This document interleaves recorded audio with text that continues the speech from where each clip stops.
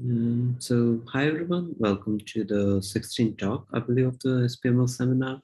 Our guest speaker today is Tatsunori Hashimoto from Stanford. A very quick intro about our speaker. He is currently an assistant professor at the computer science department at Stanford University. His research, as he summarized on his website, in a line, uses tools from statistics to make machine learning system more robust and reliable, especially in challenging tasks involving natural language. And we are looking forward to learn more about your recent work. The floor is all yours. Thank you very much, and thank you for the invitation. So today I'm going to be talking about two recent works that my students and I have done on enabling more practical and in some ways trustworthy differential privacy for deep neural networks. And so to set the stage, I am in many ways a natural language processing researcher. Sorry, make sure. There we go. And continued progress in NLP, if you've been observing the field, relies upon ever larger data sets. This is a plot now from a few years ago, actually, but this was known already, where on the x-axis is training data set size in log scale, y-axis is test error in log scale of a token error rate of a translation system. And so it's kind of known that in order to get these great performances, you need to collect a lot of high quality data. And how have we been doing this? Well, a lot of it is driven by publicly available data. So this is low quality data that we can find on the internet, and it's abundant and in large quantities. In contrast with this, we could also go and collect annotator-driven data. That is, we can go and pay people to have conversations or do other kinds of things to generate data for us. In the middle, of course, is kind of a forbidden third path that has been really tempting for a lot of practitioners, but hasn't really been widely used. And this is private user data. It's, of course, very high quality because the users are actually motivated to do their tasks, like have a conversation. And there's a lot of it if you're working at a tech company. But the problem, of course, with this is that private user data is private, right? Like we can't release any of this data. And this line of thinking of trying to use private user data has led to real world harms. So this is a sort of screenshot of a news article from last year in which a South Korean chatbot company or a South Korean startup made a chatbot based on a dating app. And what they did was that they looked at the logs that they had for their dating app, trained a neural chatbot on this, and then they deployed it to the public. And sort of this led to predictably terrible consequences. What happened was that 10 billion conversations from a dating app sort of went public, in the sense people could recover intimate conversations that people were having on this dating app through this chatbot that was deployed. And so what it's becoming increasingly clear is that privacy attacks on natural language processing systems are very real and practical. I'm highlighting a work here from Carlini and colleagues. They've done some really great security work on attacks on language models. And they've shown that, for example, if you prompt a large language model with a prefix of a private piece of text, these models will happily spit out things like real names and real addresses that it's memorized from the training data. And so privacy attacks are very practical, fairly easy, as we've sort of seen. And one trend that's disturbing is that larger neural models tend to do better, but they're also the ones that more aggressively memorize. So this is taken from the same paper. And we see on this table from that work that models tend to memorize. And here each row is a different URL that's been memorized by a large language model. And that we see on the columns whether or not it's memorized by a particular GPT model, like XL, medium, and small. And we see that the XL model memorizes sort of strictly more of these URLs than the smaller models. And so these larger models have a tendency to memorize. So what does this all sort of put together mean? It means that we want to be creating sort of privacy-aware training algorithms for the next generation of NLP systems. And so that's sort of the starting point for a lot of the work. And of course, if you're sort of studying this trade-off between memorization of data and performance, you'll often find that memorization roughly happens at the same time as good training performance. What this suggests is that memorization is not really necessary. That's an open question, but it seems to happen at the same time. So as the models get better, memorization seems to happen, right? And so one thing that you might think, right, is that the kinds of things that I was describing before of training a neural system on private user data and then going ahead and deploying it, that just kind of feels like sloppiness, right? Like sort of startup stuff that we wouldn't be doing if we're being really clever. And so you might sort of turn to simple privatization schemes to try to prevent this kind of thing. And so you might try to redact pieces of text, or you might try to hide pieces of text through a scrambling scheme. And so there's been several really well-motivated, well-designed heuristics, but it's really tricky to get these heuristics right. On the left is a particular kind of a scrambling scheme that was proposed. And then security researchers later showed that this kind of heuristic could be attacked and you could unscramble the underlying private pieces of data. And so this is really kind of a long windup for those of you that are already on the differential privacy sort of side of things. But I wanted to say here is that we're in an era of large language models that really tend to memorize these pieces of private data. And in order to avoid this, what we want is these kinds of strong provable guarantees, not necessarily heuristics. And so the question that we have is these privacy guarantees compatible with large language models? And can we get them to work with high performance? So that's sort of where we're at. So the starting point for this talk and sort of the thing that I am going to be talking about for the rest of it is differential privacy. And this is really, in some sense, what I believe is the gold standard notion for privacy preservation, in the sense that it's a very formal privacy guarantee, where if we can give a differential privacy guarantee, we kind of know what the mathematical semantics of that guarantee is. It means that whether or not you include a particular record in your training algorithm doesn't change the randomized output of this training algorithm. And it's used in things like the 2020 census, and it's in some sense been battle tested. It's been shown to, for example, mitigate practical privacy attacks out in the wild. And so in many ways, this is the kind of standard that we want to achieve, but it's also been really hard. So it's been used in things like the census. It's also been used to privatize count statistics by people like Apple. But of course, prior work has shown that applying this to deep learning actually is quite tricky. So I want to talk about the algorithm by which we do this, because a lot of the works that I'm going to talk about later are going to be specific analyses and specific developments on top of differential privacy using stochastic gradient descent, or DPSGD. And the key difference between standard SGD and differentially private SGD is sort of the following step. So in SGD, what we do is we compute per example gradients, we sum these gradients together, and then we update the network in this direction. In differentially private SGD, we're going to compute the per sample gradients as before, but instead of aggregating them together, we're going to first clip them, add noise, and then perform an update. And of course, the clipping is going to be preventing the influence of any single data point, and the noise is going to prevent reconstruction of any exact data point, even if it's being clipped. In some sense, we're bounding the signal to noise ratio of any single example. And so this is sort of one way of achieving DPSGD. And what we're going to show in the first part of this talk is going to be that this is a highly effective algorithm. Even though this is extremely naive and better and more sophisticated algorithms have been developed, applying DPSGD in the right way allows us to train highly performance deep neural networks with privacy guarantees. Okay, so to set the stage, what were sort of the results before some of the works where we developed NLP systems with differential privacy guarantees? So prior attempts before 2021 or so to apply DPs to large neural models often fail. And I'm going to give a particular example of outputs from these systems. So Kerrigan et al. Was sort of the closest prior work who tried to train language generation models on Reddit data. And so there's a ton of Reddit data. This is large scale. So you might think that even though these models are big, it will be possible to actually achieve these privacy guarantees. And so the input here is Bob lives close to the, and then dot, dot, dot. And a language model is supposed to be able to complete this. So non-privately, these models work really well. So you can say Bob lives close to the station and we only have 2 miles left to go. So this is the output from the system. That's perfectly fluent. On the other hand, if we try to train a private model with an extremely loose guarantee of an epsilon of 100, what we find is Bob lives close to the, and then total word salad, a long supply, am certain, like, alone, dot, dot, dot. This is not even grammatical. So what we find is that these kinds of differentially private large language models just don't seem to work at all.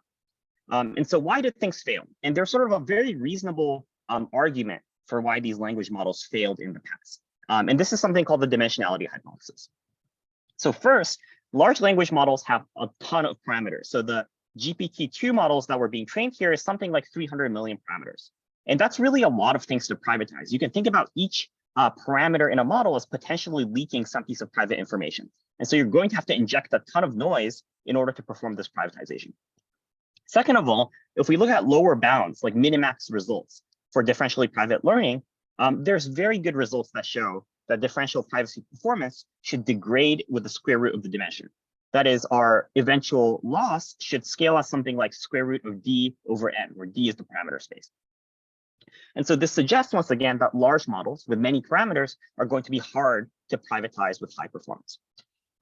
And finally, there's sort of an empirical argument that most successes for DP methods were really low dimensional. Things like the census, and in machine learning, low dimensional logistic regression. Probably the most impressive result prior to this was done by Florian and colleagues, who showed that if you trained a logistic regressor on the last layer of a pre-trained ImageNet model, you could get very high performance private models. But even then, that was in some sense low dimension. So it's kind of unclear whether it was possible to get these very large, very high parameter large language models to work well with differential privacy. Okay, so there's a question in chat. When you say failure, do you mean failure in privacy or failure in the predictive performance due to DP-SGD? The latter. If you run the DP-SGD algorithm with the correct accounting algorithm, you get privacy sort of guaranteed. So that's an algorithmic outcome. There's really no way for that to fail unless you've programmed something wrong. And so it's all about the failure in the predictive performance. And this is kind of how I'm going to frame this. I'm going to say for an epsilon of 3, this is the performance that we get. So we fix the guarantee, and then we try to maximize performance under that. Okay. So that takes us to the first work, an iClear paper from this year, where we show that if you apply fine-tuning or pre-training and then transfer, you could get very strong performance. In fact, close to non-private performance with differentially private learning. So let's get started. So the key thing here is that training large language models from scratch with differential privacy is really hard. And this is still an open problem. I haven't quite seen a work really achieve this. But what we realized is that a lot of the field, a lot of the NLP field was in a different paradigm. It was that we were using public data, and it's debatable whether or not public internet data should truly be treated as public.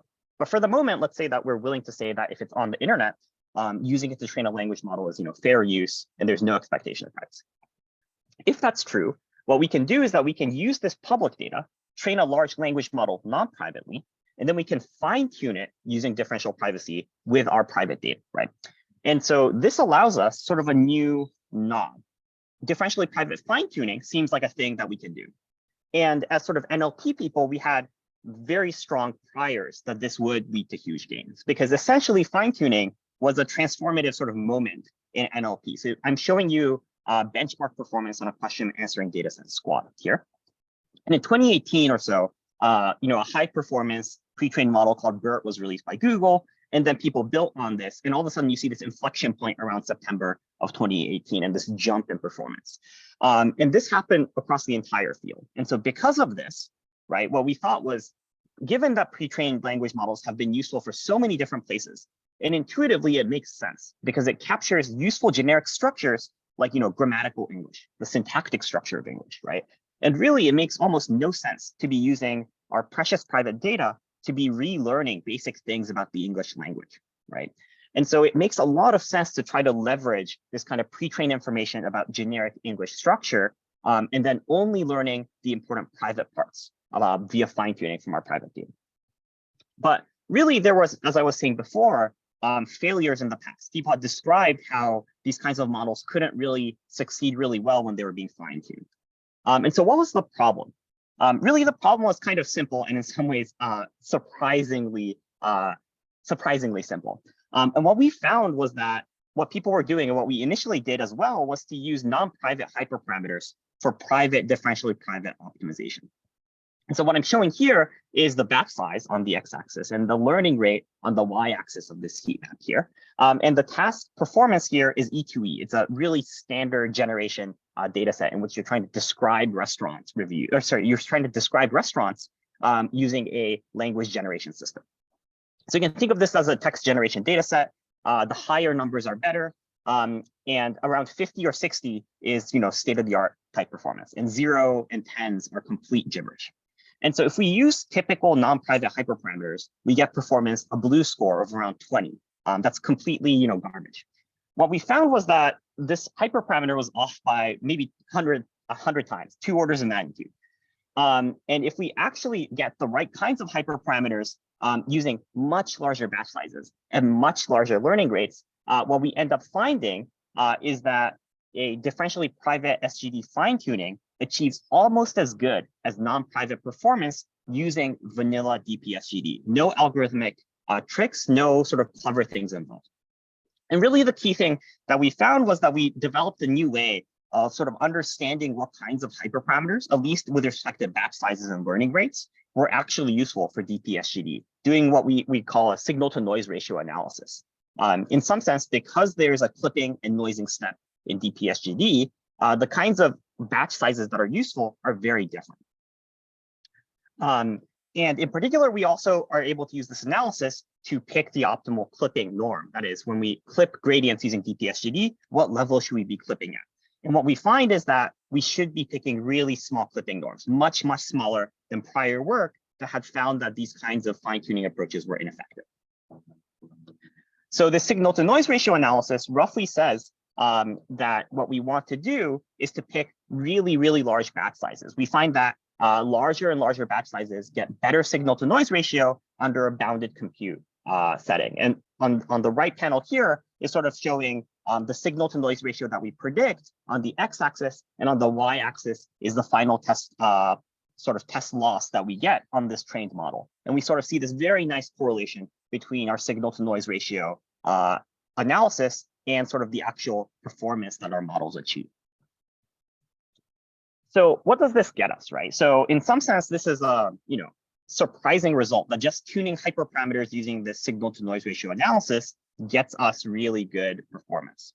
And what we find is that once we put all of this together, DPSGD, which had really been something that people had not really thought would be effective before our work, beats non-private baselines as well as heuristic privacy notions. On the left side is the standard sentence classification data set, MNLI and NLP. And what we find is that taking Roberta, which is this orange line, and taking a really big model, going all the way to the right on the x-axis, gets performance that's really quite good. It's on par with text hide, which is a instance scrambling algorithm that I talked about before. And that's really cool because that means that we can get these provable privacy guarantees with performance on par with these kinds of like instance scrambling heuristics that were sort of really useful because of their high performance in the past.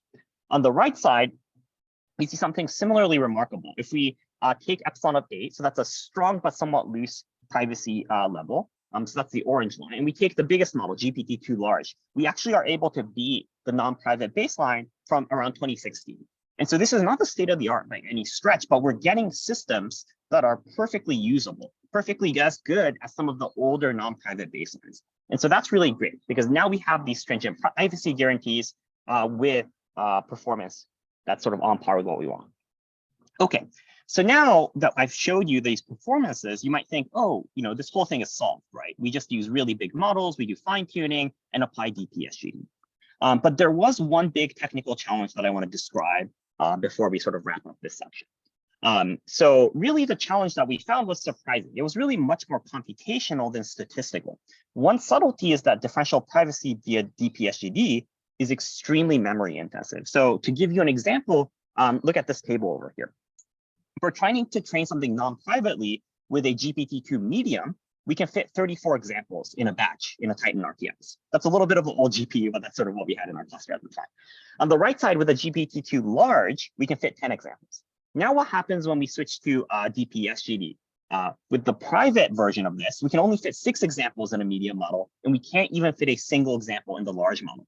And this is because the various accounting steps that we need to do in order to perform the clipping and the per example gradient aggregation. So just sort of the bookkeeping necessary for that ends up blowing up the memory. And really the issue here is that autodiff libraries like PyTorch are really efficient at computing gradient sums, but unfortunately, DPSGD is not a gradient sum. There's this clipping operation that you do on each gradient, before summing them all together. And this is really memory intensive. We have to look at each individual example gradient to clip them. But of course, we can kind of write this down in a different way. Instead of clipping the gradients, we can write this as a weighted sum, where we weight each example with 1 over the max of either 1 or the gradient norm. And so what can we do then? Well, it turns out that the norm of the norm of a vector is also the norm of the individual components of the vector. So you can decompose an L2 norm in this way that I've shown in this slide on the top. And the nice thing about this is that actually we can perform clipping by going 1 layer at a time, computing the gradient norms of each layer, and then aggregate. My student Chen was really excited to have found this trick, but unfortunately we weren't the first ones to find it. The credit goes to Lee and Kiefer in 2020, who had sort of figured out this trick of per layer norm accounting. And then I think the additional thing that we had to do to get this to work for large language models, there is a surprising thing. Even a single layer's memory cost might be too costly for us to store in sort of a GPU memory. And this is because the embedding layers in a large language model are enormous.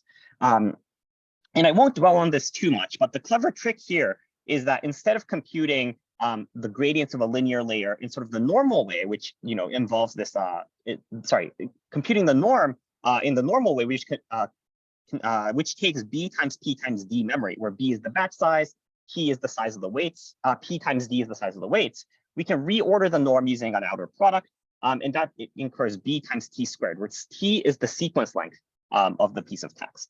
And so now for really large embedding matrices, this ends up being about a 22 times memory savings.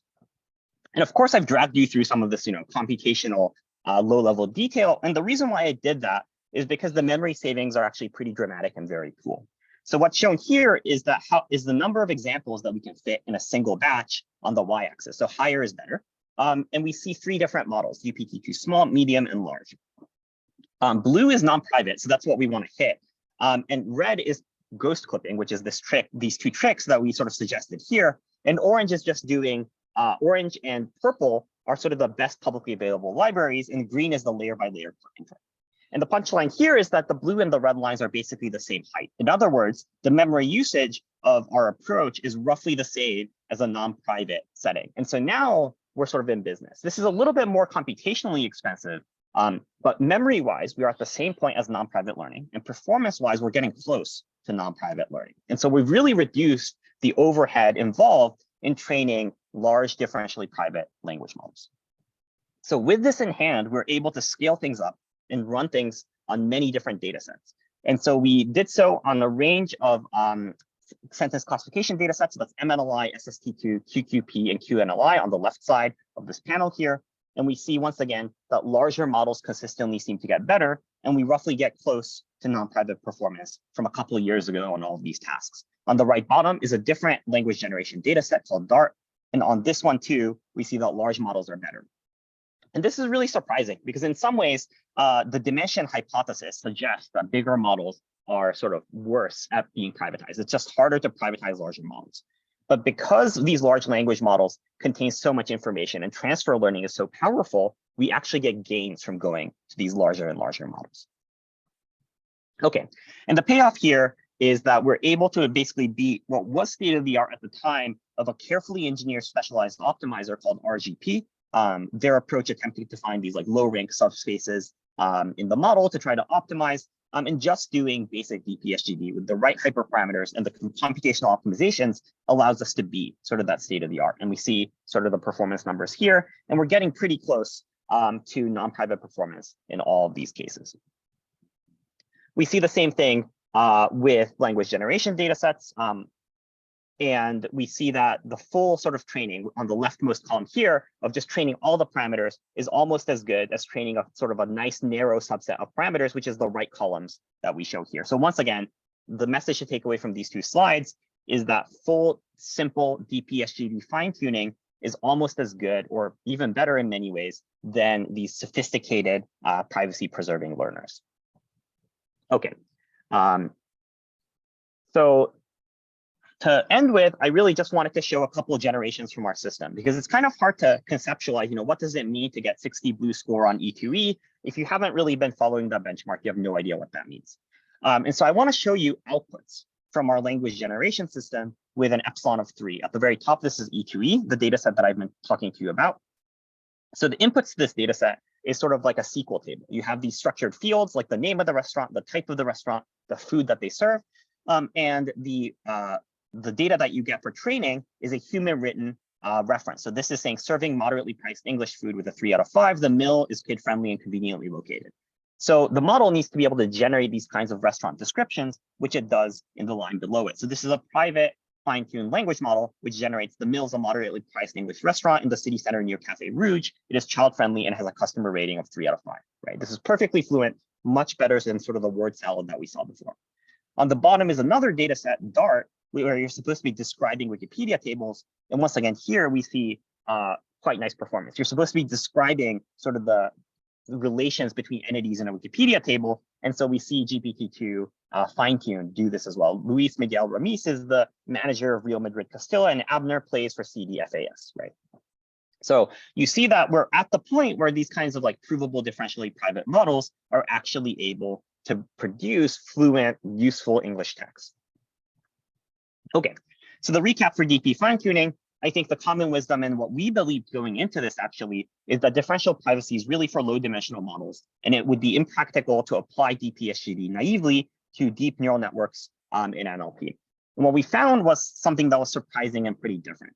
It was that properly tuned language models do better the larger they are, right? So this is more in line with the non-private world than the private world. And our view is actually that the computational aspects of DP are going to be in many ways the big bottleneck for adoption of differential privacy in the future. And practically, if you're sort of an empirically minded person, the thing to take away really is that we can now build provably private and usable systems on a range of NLP tasks involving classification and language generation. Okay, there's the question here. Vikash asks, does the gain of fine-tuning approach over training from scratch reduce with data set size? Training from scratch would naturally improve with the size of the data set. Yes, I believe that's true. This is anecdotal, but I know some people at Microsoft who are trying to do this training from scratch. And they're building upon some of these ideas, but they need much, much bigger scale to try to get these things to work from scratch. We have a follow-up paper that I don't mention here, where the reason why we get to break the dimension dependence here is because of the transfer setting. And so if you move away from transfer, you're dimension dependent, and so you need a lot more data. Okay, great. So please stop me if anyone has any questions as well about the first part. But now I want to talk about the second part of this talk. So what we found afterwards is, we believe now that differentially private learning was possible using large language models and transfer learning. And so what we looked to next was to ask, okay, so does this mean that DP learners, these kinds of differentially private models, could be ready for deployment in the wild, right? Can we trust them? Are they as accurate? Are they as robust? Are they as calibrated as these models? And we found one thing that was pretty surprising, which is that their calibration is surprisingly bad. And so I want to talk about some of these initial findings on this preprint that we recently put out. And this is joint work with Hanlin, who's a visiting student from CMU, and Chen, who's my student, and two collaborators from IBM. Okay, so our starting point for this part was this sort of classic result, that is differentially private models provably generalize. It's known that if you have a differentially private guarantee, you can get these kinds of fairly strong generalization error gaps. Something like if you have an epsilon delta differentially private model, you'll have some generalization error with some probability. So you might, informally claim that models that are private provably generalize. And in fact, in some ways, we can intuitively think about this as, preventing memorization, right? Like if you memorize, then you have the possibility of overfitting to your training data. If you memorize, you might also be able to identify individuals, leading to a lack of privacy. So memorization lies sort of at the heart of both of these phenomena and connects them. So it's natural to think that differential privacy would prevent overfitting and thus encourage generalization. And so from this, we started thinking, okay, so it might be the case that just applying differential privacy would get us better calibrated models. In many ways, my mental model starting this project was that calibration and calibration errors are a consequence of overfitting. We become overconfident about the data that we see, and that leads to calibration errors. And so if that's the case, DP-SGD might be able to give us better calibrated models for free. Now, is that the case? There's a question in chat. Harshke asks, can you just quickly describe what calibration is? Okay, maybe this slide is a good place to do that. Calibration, at least sort of the canonical calibration that I'm going to be talking about here, is this statement that if a model has a confidence value of 1.0, then it is accurate 100% of the time. If a model has a confidence value of 0.6, over the examples on which I predicted 0.6 confident, I'm 60% accurate. So a calibrated model would have a line that goes on this diagonal. That is, its bin test accuracy would be exactly equal to its own confidence. So that's the notion of calibration that we consider here. And our initial observation was slightly disturbing, at least given the intuition that I described before. What we had expected was that differential privacy would improve calibration. What we found was that differential privacy consistently made models more overconfident, and in fact would hurt calibration. And so this is an example toy data set of 2 Gaussians with a classifier going through the middle. And on the right side is the non-private logistic regression model. And this is pretty well calibrated. You see these points right on the line. The model confidence is pretty uniformly distributed. On the middle here is the differentially private version. We trained this model using DPSGD. What we find actually is that it's much more polarized. So it's either putting confidences at 1.0 or 0.0, right? And so this is kind of surprising. Right? This is because in some ways we had expected that calibration errors come through overconfidence and memorization. And so privacy guarantees would help avoid this.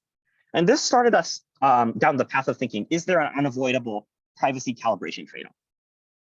Oh, there's another question in chat.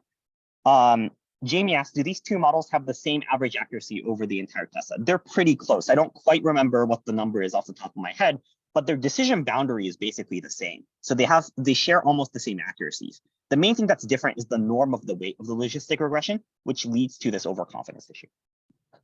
Okay, so is there this unavoidable kind of trade-off? And so we started thinking and we started analyzing this issue. And really, if you're thinking about differential privacy, this is highly counterintuitive because differential privacy comes with this strong generalization guarantee. And so there's really only one way for this to happen. It's that there is much more miscalibration on the training data for the model. And we show this exactly here on the training process of this Gaussian model. So as we train, we see that the train ECE and the eval ECE of the DP models, that's these solid blue and orange lines, are very close to each other. So there's not much gap in the calibration error and test. However, we see that the train calibration error is much higher than the eval calibration error on the right side here. So this orange solid line, this train calibration is very high. On the other hand, for the non-private models, which are dashed, we see as we increase the number of training steps, we see sort of overfitting. So the eval ECE is much higher than training ECE, but train ECE is 0. And so even though the generalization gap is bigger, it turns out that the test ECE is much higher for under differential privacy. Okay. And so this is kind of important to mitigate because we're trying to do privacy, or we're trying to make private models because we're trying to make more trustworthy models, right? We want models to be more fair. We want them to be more private. And we also want them to have the right kinds of confidence. We want to be able to trust their uncertainty outputs, right? And there's a known trade-off here already between privacy and fairness. And this one, there's formal reasons why it's unavoidable. And now we're asking, are there trade-offs between privacy and calibration? And of course, we care because if there is these unavoidable trade-offs, now you have to trade off privacy versus how much you want your uncertainties to be correct. And there might be fundamental limits to what kind of trustworthy systems that we can get. Our work is going to show that the really standard approach to privacy harms calibration. That is, just running DPSGD is not a safe operation, but this isn't an inherent problem. It's easily fixable. Just taking standard calibration techniques from the non-private world and applying them privately ends up working, right? So that's the punchline. So first, I want to show you that this calibration issue is persistent. It's real. It happens with high-performance models. It happens outside of our toy data set. So across 7 data sets, on the left side, MNLI, QQP, QNLI, and SST, these are NLP data sets. Food 101, Sun, and CFAR10, these are image data sets. And in all of these data sets, what we find is that the differentially private calibration error, that's the blue bars, are much higher than their non-private counterparts. That's the orange bars over here. And the accuracies of these 2 models are pretty close. We're using pre-trained models for all of these. So we're within 7% of the non-private baseline in all of these. So it's not really an accuracy confounder. I'll show some slides about this later. And really, if we look at the confidences of these real DP models, we find something pretty disturbing. These DP models are predicting with near 100% confidence. So on the left side are the private models for MNLI and Sun, and we see that their confidence distribution has this big spike at 1.0. It's always 100% confident about its outputs. And that's pretty bad because the model's nowhere near 100% accurate. If we look at the non-private models for MNLI and Sun, we see this nice spread of confidences. It's much closer to sort of the actual accuracies it's attained. The confidence, for example, on average for MNLI is about 80%, which is roughly its accuracy. A simple solution to this is to do private temperature calibration.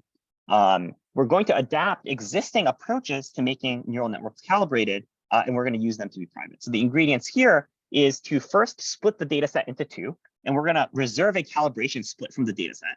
And we're going to use DPSGD to just tune the temperature parameter. That is, we're going to scale the logistic component, the logits of the neural network on the last layer using this held out component. This is really simple, and it's an effective way to fix miscalibration. If you run DPSGD to hit your privacy targets, these privacy epsilons on both of your phases, we show that you don't need to do any sophisticated privacy accounting. Just this data set splitting is sufficient to get an overall privacy guarantee through composition. Okay, so what do we find? We find that if we apply this recalibration technique, we're able to address the miscalibration issues almost completely. So on the bottom row over here is the non-private baselines for MNLI, QNLI, QQP, and SST. And we see that the ECE is roughly like 0.09 or 0.02 or so. And we see that if we do recalibration, differentially private Platt scaling or temperature scaling, those are two different recalibration techniques, we get roughly the same number. So we get nearly non-private calibration errors after applying this technique. And of course, if we look at the accuracies of the non-private model and the DP model, it's a little bit lower, but there's almost no overhead in applying differentially private temperature scaling here. Okay. Similar results seem to hold for miscalibration in the image setting. If we apply temperature scaling and Platt scaling privately, we get nearly non-private levels of calibration after applying this very simple step of trying to fix the calibration post hoc. Okay, so I think this is roughly time. I think I was supposed to be speaking for about 40 minutes. So let me recap this private calibration step. So our surprising observation in this part was that when implemented naively, differential privacy hurts calibration, even though there's strong guarantees for how it's supposed to improve generalization. The empirical scope of this is pretty broad. We found it on almost every data set that we tested using sort of the state-of-the-art pre-trained transfer techniques from the previous part of this talk, and we found it across 7 data sets. Our proposal is that you can actually apply post-hoc recalibration techniques like temperature or Platt scaling using DPSGD. And that gets us nearly as good as non-private calibration for a fairly low cost. If we leave out 10% of the data set for the second phase, it costs almost nothing in accuracy, and we get much better uncertainty estimates for private models. So the end result is that we can, in fact, beat this trade-off that we had initially identified between calibration and privacy. And so we can get calibrated private models with fairly low cost to overall accuracy. Okay, there's a question in chat. Did you try other metrics for confidences, like using ensemble metrics or techniques for fixing? I'm guessing you're asking like other techniques for getting confidences like ensembles. I guess in either case, we didn't try other ways of getting model confidences like ensembles. I do think the lesson from this is that if you can get the training time calibration error low, then you can actually get the test time on low as well. So that's sort of the real underlying object here. And so you might not need recalibration if it turns out ensembles are already confident, but the compute cost for that may be quite high. There's another question. Possible reason for DP models to be overconfident. DPSGD leads to model to output overconfidence even when the gradients are clipped. So a DNN tends to output large probabilities under distribution shift when it is not certain. So the surprising thing here actually is that this overconfidence happens in distribution as well. So it's not purely a problem with out of distribution overconfidence. One thing that we do know is that when you clip the gradients, the implied loss for DPSGD is no longer a proper loss. It's no longer a proper scoring function. So normally a DNN is trained using like logs or something like that. And that's a proper scoring function. And so if your model is sufficiently flexible and you have enough data, that's going to converge to a calibrated predictor. But what we have here is that once you apply clipping, and very aggressive clipping that we need for high performance, you really break that requirement of a proper loss. And I think that's a key ingredient here. One way to think about this is that when you get an example wrong, normally you would suffer a very high penalty if you're overconfident and you're wrong. But if you clip the gradients, you've clipped the amount of penalty that you can incur. And that turns out, I think, to be an underlying cause for DPSG leading to overconfidence. That I think is a really big reason. Okay. So, oh, there's another question. Okay. Is DPSGD the state of the art for learning differentially private models? State of the art is a tricky thing. There are sort of more sophisticated, sort of low rank based optimizers for certain tasks that do work. But DPSGD is competitive with all of those. At the very least, when we trained the models for the first part of this talk, this RGP model, for example, was a fairly sophisticated low rank privacy specific optimizer. And we matched or beat it using just DPSGD with the right hyperparameters. So I would say that DPSGD is close to the state of the art. There might be a little bit of gains to be had, but probably not dramatic, would be my prior. Okay, so the overall takeaways, I think, from this is, differential privacy and combining it with deep neural networks is practical, even for large deep neural models, especially when combined with pre-training. That was a really key ingredient that got this all to work. The second thing is that larger models seem to do better with DP fine-tuning. And this is really surprising, and in contrast to existing theory results on dimension-dependent trade-offs. And Chen and I have sort of been thinking a little bit about this. It's a really interesting direction to explore why we don't suffer from this enormous sort of lower bound square root D term. Finally, DPSGD, it works really well in accuracy and things like that we described in the first part, and it might have guarantees for generalization, but it turns out to hurt calibration because of the really high training time calibration error. And correcting this requires private recalibration. So if you're ending up in a place where you want to develop these sort of private models, it's important to be really careful about your confidences, because it may be the case that in running DPSGD, you end up with substantially more overconfident models than their non-private counterparts. Okay, so thanks for sitting in and listening. I'm happy to take any questions or discuss anyone's comments.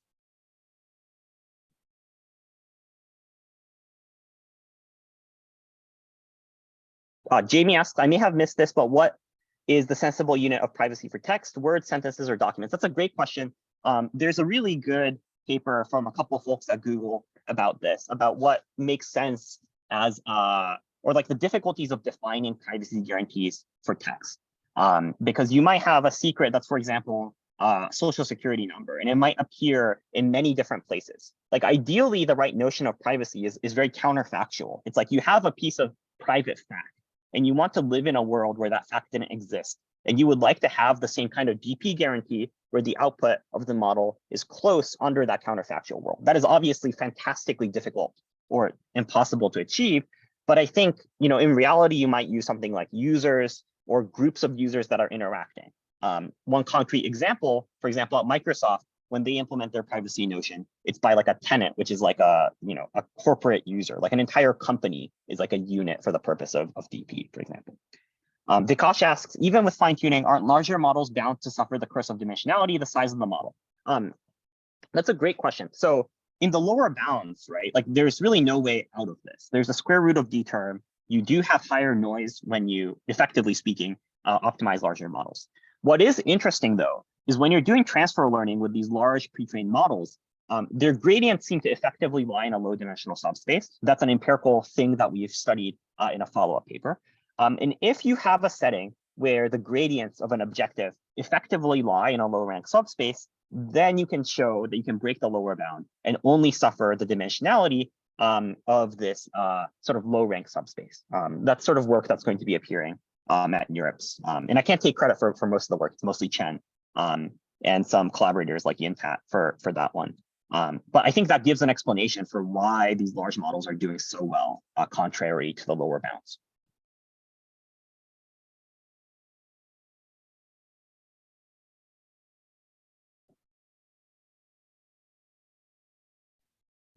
Is there any other question?